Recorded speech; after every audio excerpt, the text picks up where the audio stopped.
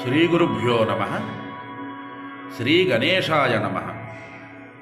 న గాయత్ర్యా పరమమంత్రం నమాతు పరదైవతం అన్న ఆర్యోక్తిగా గాయత్రీ మంత్రానికి మించిన మంత్రం లేదని, తల్లిదండ్రులకు మించిన దైవం లేదని చెప్పుకుంటూ గాయత్రీ మంత్రానికి 24 అక్షరాలని, ఒక్కొక్క అక్షరానికి ఒక్కొక్క అధిష్టాన దేవత ఉన్నారని, అందులో 23వ అక్షరం యా అనేటటువంటి అక్షరం, ప్రచోదయాత్తు అనే అక్షరాలలో యా అనేటటువంటి అక్షరం. ఈ అక్షరానికి హంసదేవత అధిష్టాత. ఈమె వివేక శక్తికి అధిష్టాత. హంస యొక్క క్షీరవీర వివేకము జగత్ ప్రసిద్ధమైనది.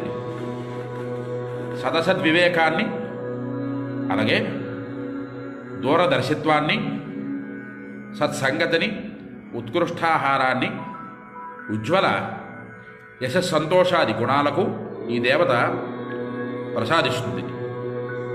చూడండి జాగ్రత్తగా, హంస దేవత అంటే అమ్మవారి స్వరూపమే కాదు, అమ్మవారు మనలోనే ఉన్నారు అని చెప్పేటటువంటి రూపం. హంస శివ సోహం అనేటటువంటి మంత్రంలో అమ్మవారు మనము రెండు వేరు కాదు అనేది చెప్పేదే ఈ 23వ అక్షరం యా అనేటటువంటి అక్షరానికి అర్థం.